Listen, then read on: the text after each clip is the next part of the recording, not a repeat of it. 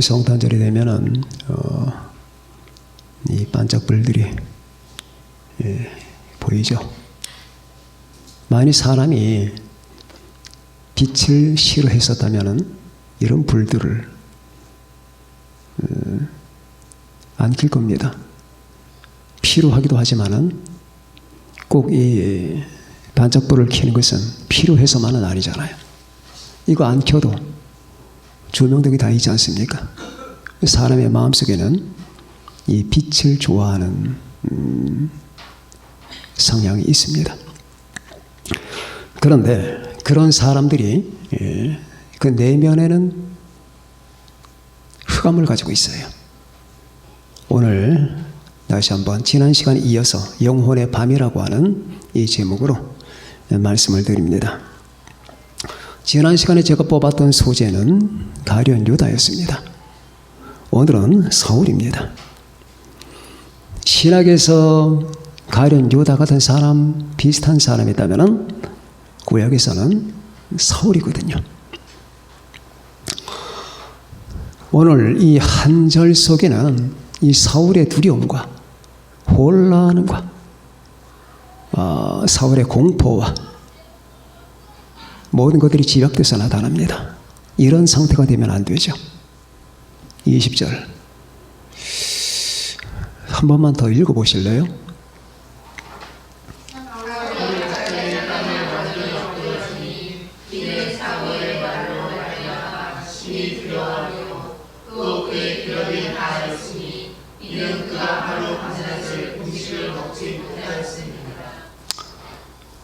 그래서 여러분과 제가 하나님의 성경을 볼 때는 언제나 자기와 관계시켜서 봐야 됩니다.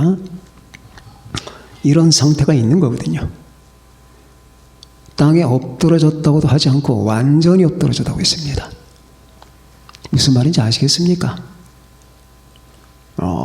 땅에 완전히 엎드러지는 거예요.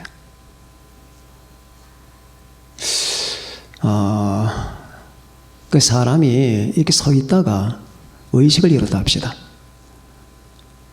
그럼 꽈당 자빠지는데 뭐 팔을 짚거나 무릎을 구부리거나 그럴 여유가 없는 거예요. 그냥 완전히 나무 토막 쓰러지듯이 쓰러져 버리고 마는 겁니다. 사람이 어떻게 그렇게 될 수가 있을까? 한 나라의 왕이었는데 한 일국의 왕이었던 사람이 어떻게 이 지경까지 가는가? 주변에 사람이 없나요? 돈이 없나요? 아니면 무기가 없나요? 일가 친척과 가족이 없나요? 다 있지 않습니까? 그러니까 제발 여러분들이 이 성경을 볼 때 제발 정직하게 보시기 바랍니다. 정직하게 본다는 말은 내 삶과 연계시켜서 본다는 말이에요. 사울이 이랬구나. 이렇게 생각하기보다는 인간에게는 이런 상태가 있구나. 있을 수가 있구나. 그렇다면 나도 인간이지. 3단 논법에 의해서. 그럼 나도 이런 지경이 될 수가 있겠구나. 거기까지 가야지 해법이 나오는 거예요.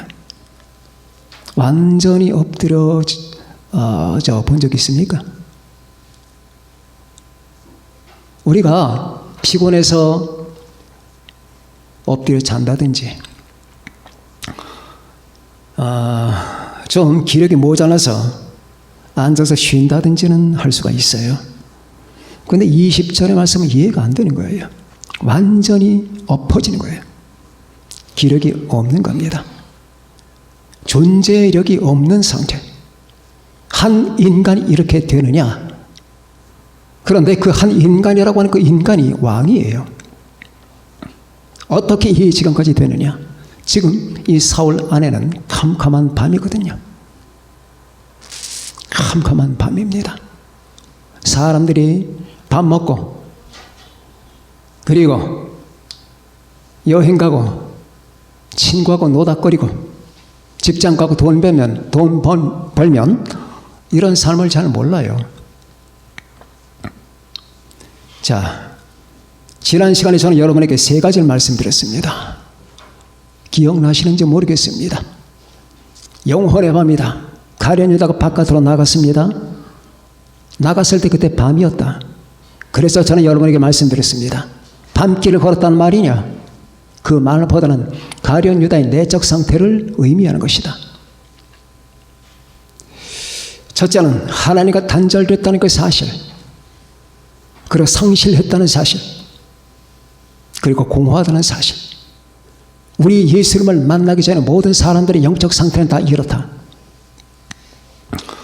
거기에 이어서 저는 아직 말씀이 안 끝났거든요. 이어나가는 겁니다. 자, 네 번째입니다. 혼돈의 상태. 사람이 하나님과 단절됐잖아요. 상실했잖아요. 그리고 헛되잖아요. 비었잖아요. 그 상태에서 어떻게 혼돈이 안 올 수가 있나요? 그 상태에서 어떻게 혼돈이 안 올 수가 있겠냐고. 단절됐단 말이에요. 자, 저는 아이를 잃고 길에서 몸부림치는 여자를 본 적이 있어요. 아이 잃었건 애 이름을 부르면서 얼굴이 하얗게 돼서 아이를 부릅니다. 지금 잠깐 단절된 거예요. 아이하고 단절됐단 말입니다. 그것도 잠깐, 좀 있으면 찾을 거예요. 그런 사람이 하나님과 단절되는 걸 너털 웃으면서 받아들인다고? 그게 철 모르는 사람들이에요. 하나님과 단절은 무서운 거예요. 정말로 무서운 겁니다. 어떤 사람은 개를 잃어버리고 나서 개 이름을 부릅니다. 제가 살던 동네에 어떤 아줌마가 한 1시간은 개 이름을 부르면서 정신이 나갔어요. 난 아이를 부른 줄 알았어요. 알고 보니까 개예요, 개. 자기가 키우던 개를 잃어버렸는데 그 개를 부르면서 나중에는 울어요. 와, 사람들이 개 한 마리를 잃고 저렇게 우는구나. 그 차가운 저녁 길을 헤매면서 그 개 이름을 부르는데, 그래서 저는 마음속으로 이런 생각을 했습니다. 저분 마음속에 하나님이 계실까? 내가 하나님과 단절됐다면 하나님이 없는데 한번 눈물 한 방 흘려본 적이 있을까? 개를 잃고 우는 여인이 하나님을 잃고 울지 않는다. 이 잘못된 모습을 어떻게 해석할 것인가? 인간은 그만큼 망가진 거예요. 사람은 그렇게 망가져버리고 말았다니까.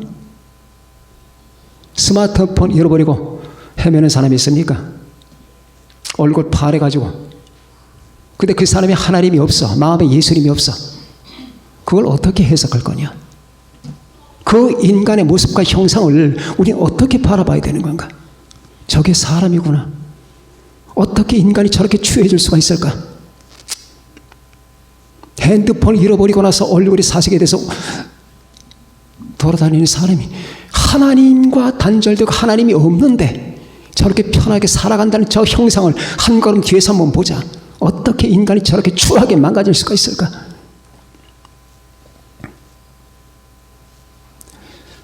자, 사람은 그렇게 비워내버린 거예요. 그래서 단절, 그리고 상실했으니까 다이아몬드 반지에서 다이아가 빠졌단 말입니다. 상실했어.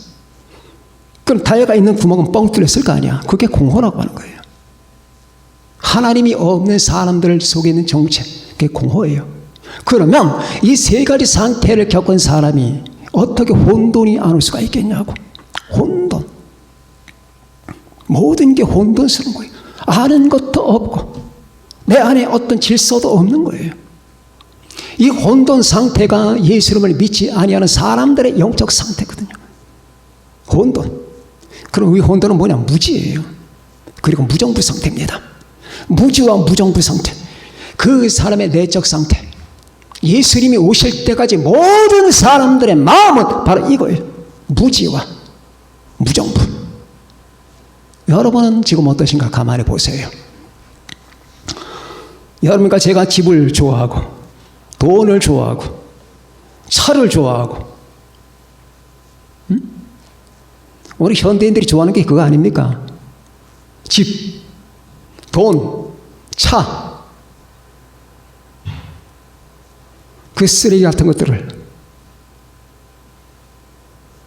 좋아하지 않아요. 하나님 앞에서는 다 쓰레기거든. 의미가 없거든. 제 말이 과한가요? 저는 가장 정직한 말을 지금 하고 있습니다. 하나님 앞에서 그 쓰레기 같은 것들을 부여잡고 요거 조금만 커지면은 자긍심을 갖고 사람들에게 말해주고 싶어서 나 이런 차 바꿨다느니 이런 집 샀다느니, 그러나 그 영혼은 완전히 황폐해서 지옥 상태에 있는데, 자, 혼돈이라고 하는 거예요. 뭐가 뭔지를 모르는 거예요. 지금 위에 있는 것과 아래에 있는 것, 앞에 있어야 될 것과 뒤에 있어야 될 것, 큰 것과 작은 것, 가치 있는 것, 무가치한 것, 거기에 대한 기준이 없는 거예요. 아무것도 몰라. 내가 어떻게 태어나서 내가 살아가는 게 무슨 힘으로 살아가는지, 내가 돈을 벌면 무슨 힘으로 돈을 버는지, 내가 어디서 와서 어디로 가는지, 무엇이 감사한지, 내가 어떻게 무엇에 의해서 살아가야 되는지 아무것도 몰라. 불이 꺼졌어. 여러분, 그게 사람의 삶은 아니잖아요. 지금 이 사울은 완전 혼돈입니다. 뭐가 뭔지, 내가 평생 추구해왔던 권력, 다윗을 잡아 죽이려고 몸부림을 치던 그 권력 앞에 난 아무것도 아니거든. 이제는 내일 내가 죽는데 이게 뭐냐? 자, 앞이 캄캄해집니다. 모든 게 사라집니다. 모든 게 다 붕괴되어 버리고 말았어요. 사울의 세계는 지금 완전 붕괴입니다. 이걸 혼돈이라고 하는 거예요. 혼돈 상태. 이것은 예수를 믿지 않고 구원받지 못한 사람들의 특징입니다.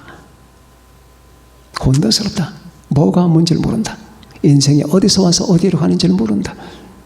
인간이 무엇을 위해 살아가야 되는지 모른다. 여러분, 자기에게 한번 질문해 봅시다. 내가 무엇을 위해 살아야 되는지 명확하게 나오는 겁니까?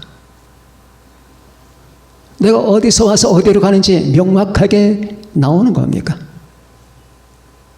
내가 무엇을 앞세고 무엇을 뒤세워야 되는지를 명확하게 아는 겁니까? 제가 좋아하는 대중가요 가운데 옛날 최혜준 씨가 불렀던 하숙생이 있습니다. 아시죠? 인생은 나그네 길, 어디서 와서 왔다가 어디로 가는지. 노래가 참 좋아요. 대중가요라서 아니라 그 속에 뜻이 있거든. 구름이 흘러가듯 떠돌다 가는 길에 정일랑 두지 말자, 미련일랑 두지 말자. 인생은 나그네 길, 소리 없이 흘러서 간다. 뭐 이런 가사잖아요. 거기 뭐 사랑자 하나도 안 들어가요. 삶에 대해서. 노래는 좋은데 그 노래 내용이 좀 슬퍼요. 어디서 와서 어디로 가는지를 모르는데 당신은 아느냐? 누가 이렇게 질문하겠죠. 저는 압니다. 어디서 와서 어디로 가는지를 모르는 그 혼돈이 어디서 왔느냐? 하나님이 계신지 안 계신지조차를 몰라. 이 혼돈이 어디서 왔느냐? 내가 하나님의 영광을 위해서 살고 그 후에 하나님의 영광을 위해 나를 투자해야 된다는 사실을 몰라. 그래서 나부터 챙겨. 이 혼돈, 무정부 상태. 자, 이 혼돈은 밤입니다. 이 밤을 내쫓아야 됩니다.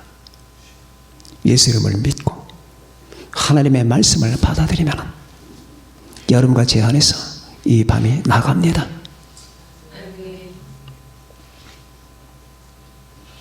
네 번째, 다섯 번째, 두려움이에요. 여기 20절에 보니까 사울은 두려움에 질렸어요. 무엇이 사울을 완전하게 엎어지게 만들었을까? 공포, 두려움이에요. 남을 수없이 죽여봤지만 자기가 죽는다는 생각을 안 해봤거든. 두려움이에요. 내가 끝이거든. 내 왕권도 내 인생도 가족도 다 끝이에요. 여기에 나타난 사무엘의 말에 의하면 내일 너는 나와 함께 있을 것이다. 사무엘은 이미 죽었거든요. 지금 여기 나타난 사무엘은 진짜 사무엘이 아닙니다. 죽은 사무엘이 너는 내일 나와 함께 있을 것이다. 그 말이 뭡니까? 넌 죽는단 말이에요. 우리가 사무엘상 마지막을 보게 되면은 이 사울의 처참한 죄가 나타납니다. 길보아 산에서 블레셋에게 추격을 당합니다. 궁수, 활 쏘는 사람에게 추격을 당하다가 부상을 당합니다. 이제 자기가 살아날 가망이 없다는 사실을 발견하자 자기 옆에 병기를 들고 있는 그 비서에게, 전령에게 나를 찔러라. 내가 저놈들에게 모욕을 당할까 두렵다. 그래도 어떻게 감히 자기 주위를 찌릅니까? 무서워서 벌벌 떨고 있을 때 사울은 칼을 뽑아서 그 칼 위에 자기가 엎드러집니다. 자살한 거죠. 그래서 결국 이 사무엘의 말은 성취가 됩니다. 뿐만 아니라 이 사울의 아들들이 다 죽습니다. 자, 이것도 남의 얘기 같죠? 예수 안 믿으면 하나님을 떠나면 다 이렇게 됩니다. 다 이렇게 돼요. 저는 이 부분에 대해서 너무 잘 알아요. 제 말을, 여러분 제 말에 권위가 있다는 말이 아니라 이 경험자의 말을 들으세요. 예수 안 믿고 하나님 중심대로 안 살면 다 이렇게 돼요. 다 이렇게 된다니까. 그렇게 안 되는 사람도 있던데요. 데려와 보세요 한번. 누가 안 그렇게 되나? 다 이렇게 되더라고. 자살, 아니면 병, 아니면 사고, 그것도 아니면 우울증, 그것도 아니면 치매, 그것도 아니면 미쳐서 죽든지, 그렇지 않으면 살긴 사는데 사는 것 같지 않은 삶, 즉 외로움과 슬픔과 고통과 공포 속에서 그렇게 살다가 숨만 깔딱거리다가 목숨이 끊어지더라니까. 다 그렇게 돼. 아, 나는 젊은데 조금만 기다려. 30년만 기다려. 그걸 막으려고 하는 거예요, 제가 지금. 여러분들을 둘러싸고 밀려든 이 파도를 어떻게 끊어내느냐, 이 법을 여러분에게 말하는 겁니다. 자, 두려움에 질려버린다. 마음속에 두려움이 가득해. 캄캄하니까. 왜 아이들이 밤길을 걸어가면 무서워할까요? 누가 가르쳐줬나요, 그거? 너 밤길 걸어가면 무서워해라. 부모가 그렇게 말했나요? 아니거든. 애들은 크면은 귀신을 또 두려워해. 부모가 귀신을 보여준 적 있어? 걔네 귀신을 본 적이 있냐고. 못 봤잖아. 그러더니 부모가 다 나가고 밤에 혼자 방에 두고 불을 껐다. 애가 겁에 질려 어쩔 줄 몰라. 이거 누가 가르쳐줬냐고. 가르쳐준 적 없잖아요. 그런데도 어떻게 아냐고. 알죠. 사람이기 때문에 두려움이 있는 거예요. 여러분, 두려움이 찾아올 때가 있어요. 근데 그 두려움이 보통 두려움이 아니에요. 밤길을 걸어갈 때 누가 날 쫓아올까 두려운 건 진짜 두려움이 100분의 1도 안 되는 거예요. 무시무시한 두려움이 있어요. 그 맛을 본 사람은 영원히 못 잊어요. 무시무시한 두려움이 있다니까. 사울은 그 두려움 때문에 지금 엎어져 버린 거예요. 완전히 엎드러졌어요. 팍 쓰러져 버리고 말았습니다. 무서운 공포에 짓눌려서 인간은 하나님을 떠나고 나서 이 두려움에 붙잡히게 됐습니다. 사는 게 두렵고 죽는 게 두려웠습니다. 입학시험을 치르는 사람은 떨어질까 두렵습니다. 연애하는 사람은 실현할까 두렵습니다. 월급이 작은 사람은 내가 돈이 모자랄까 두려워요. 내가 사람 노릇 못할까 두렵고요. 결혼한 사람은 파경을 맞을까 두렵고, 아이를 키우는 사람은 그 아이가 차에 치일까 두렵고, 건강한 사람은 언제니까 병이 찾아와서 내가 병들까 두렵고, 내가 암에 걸릴까 두렵고, 정신이 멀쩡한 사람은 언제니까 내가 치매에 걸릴까 두렵고, 친구 관계가 원활한 사람들은 저 친구와 관계가 끊어질까 두렵고, 나보다 누군가를 더 좋아할까 두렵고, 사는 것도 두렵고 죽는 것도 다 두려워요. 왜 이렇게 됐느냐? 그럼 이 두려움의 대상들이 과연 하나님이 두려우라고 주신 건가? 하나님이 다 우리에게 즐기라고 주신 거예요. 우리의 기쁨을 위해서 하나님이 만드신 겁니다. 해와 달과 별과 이 온 우주 창공과 우리 눈에 보이는 모든 현실들과 사물들 전체는 다 하나님이 우리를 사랑하셔서 내가 너희들에게 준다라고 주신 거예요. 그런데 하나님이 주신 사물들이 전체 우리를 두렵게 만들어요. 왜 그랬을까? 하나님과 절단됐기 때문에. 그래서 영원의 밤이 찾아왔기 때문에. 캄캄한 밤. 그러니까 아이가 밤길을 지나갈 때 두려워하듯이 두려워하는 거예요. 왜 성경에는 두려워하지 말라는 말이 많이 나올까? 이러한 인간의 이 고장난 현실을 알기 때문입니다. 두려워하지 말라. 내가 너와 함께 함이라. 놀라지 말라. 나는 네 하나님이 됨이니라. 내가 너를 굳세게 하리라. 참으로 그냥 붙잡아 주리가 아니야. 참으로 너를 도와주리라.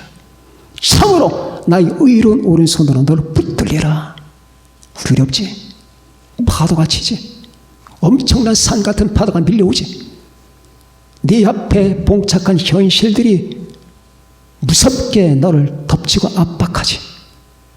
네가 만날 그 상황 너 감내하지 못하지? 감내하지 못하잖아요. 그리고 다 겪어보신 분들이 있을 거예요. 사람은 가끔은 이런 것도 겪어봐야 신앙이 자라거든요. 얼마나 두려우면은 다윗은 시편 23편에서 사망의 음침한 골짜기라고 했을까요? 사망의 음침한 골짜기. 사망의 음침한 골짜기.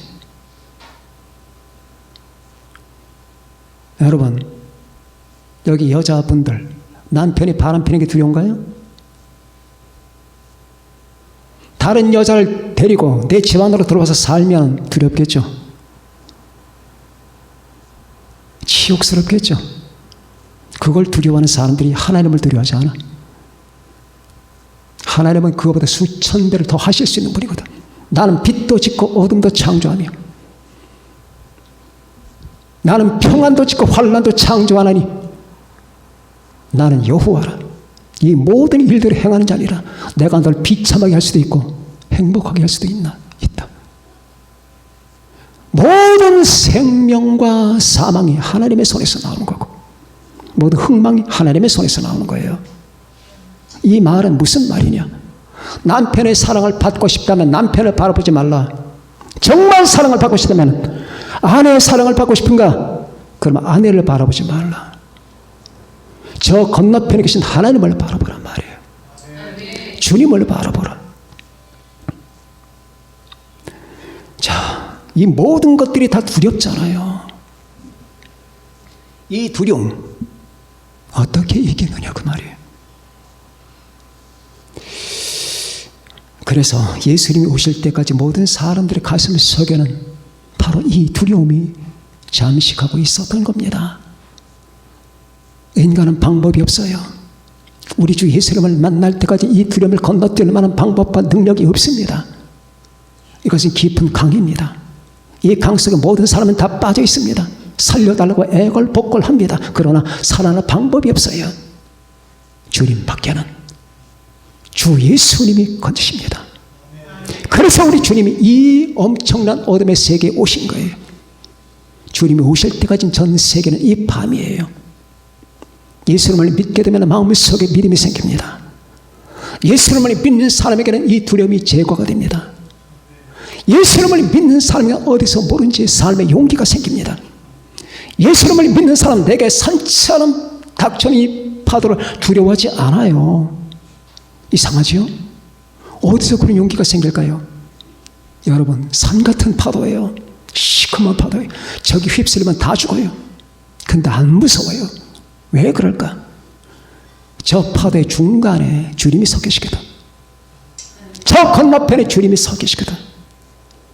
그것이 마태복음에 나오잖아요. 그래서 예수를 믿고 구원받은 사람에게는 하나님의 자녀라고 하는 확신 속에서 그분이 내 삶을 책임진다라고 하는 믿음을 갖고 내가 주님 안에 거한다는 이 믿음 속에서 어떤 경우가 생겨도 지금 날 둘러싼 모든 세계가 환난과 아픔과 그리고 고통의 도가니를 합시다. 그래서 내가 이 세계 안에 거하느냐? 주 안에 거하잖아요. 주 안에. 믿습니까? 여러분과 제가 주 안에 거하잖아요. 고통 속에 불 가운데 거하는 게 아니에요. 주 안에 거하는 거예요. 그래서 믿고 나면은, 믿음을 갖고 구원을 받고 나면은 우리 속에는 하나님이 주시는, 예수님이 주시는 이 같은 용기와 믿음과 희망이 생깁니다. 얼마 전에 영화배우 신영균 씨가 고백을 한 적이 있습니다. 신영균 씨 아시죠? 젊은 세대는 잘 모르겠구나. 옛날엔 톱스타 신성일 씨와 더불어서 톱스타였습니다. 그분이 잘 나갈 때는 1년에 집을 10채씩을 샀대요. 집을. 주연 배우니까. 지금 현재 연세는 91세가 됐는데 그분이 500억을 사배에 희사했습니다. 500억. 명동에 있는 빌딩 그 몇 군데 자기 사업체를 내가 죽거든 다 바칩니다. 그리고 자기 옆에 딸이 앉아있는데 그 딸에게 이런 말합니다. 얘야, 내가 죽거든 내 무덤 속에 이 성경 한 권만 집어넣어다오. 이 성경. 내가 죽거든 딸아, 이 성경 한 권만 집어넣어다오. 그 마음이 평안해요. 얼굴 보니까 웃음이 만면한데 정신도 또랑또랑하시고.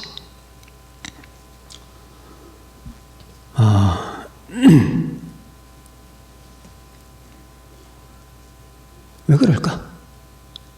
다르잖아요. 다른 사람들하고 다르지 않습니까? 두려워 벌벌 떠는 사람하고 다르잖아요. 아무 두려운 기색도 없이 내가 가진 것 다 이 사회에 희사하고 내가 죽거든 날 구원하신 우리 주 예수 그리스도 이 성경책 하나만 집어넣어다오. 그 말이 참 아름다웠습니다. 이것은 용기잖아요. 믿음이잖아요. 이건 희망이잖아요. 돈 한 푼 갖고 벌벌 떠는 사람들 그 앞에 가면 얼마나 부끄러워하겠습니까? 500억 다 필요 없다. 주님만 다오.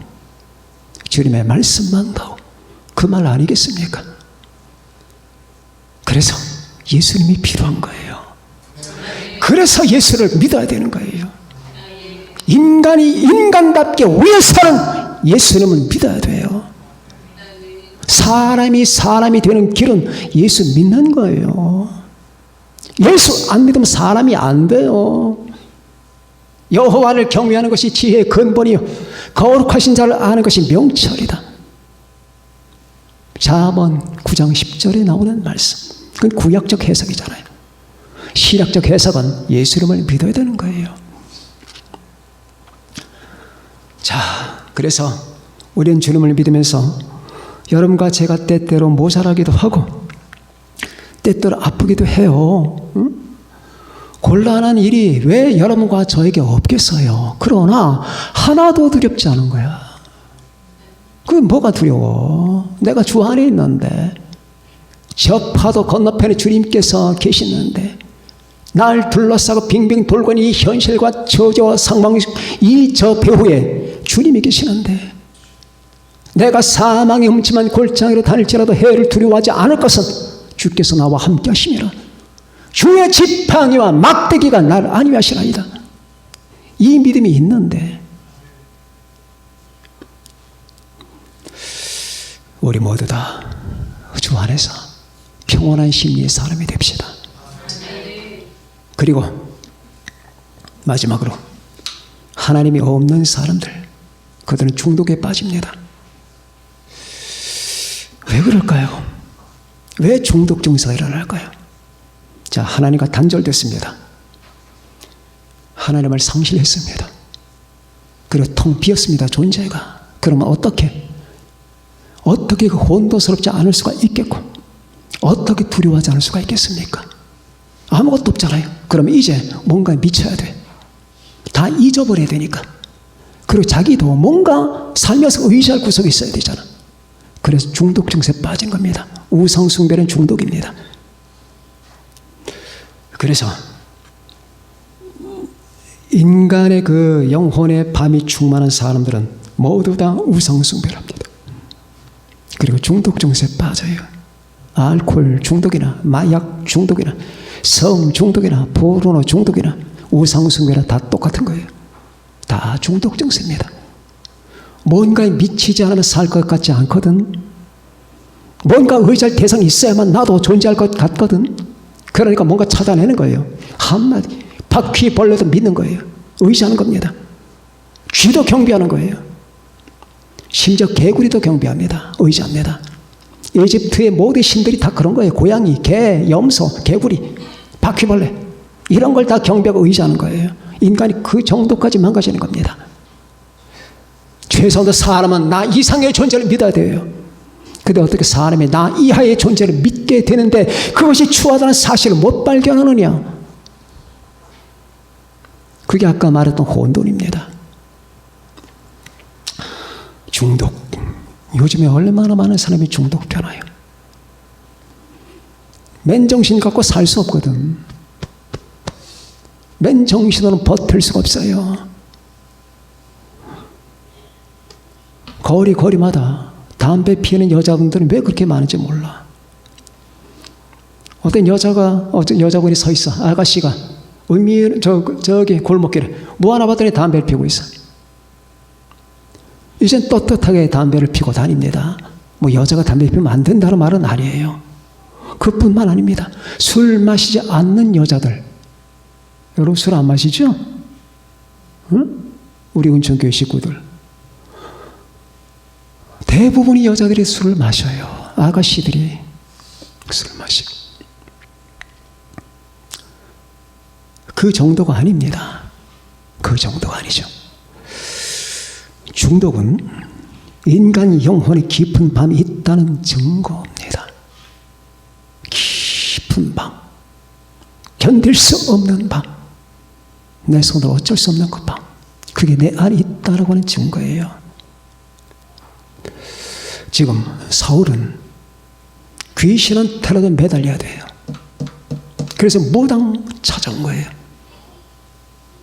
무당한테라도 의지하고 싶어서 하나님이 떠났으니까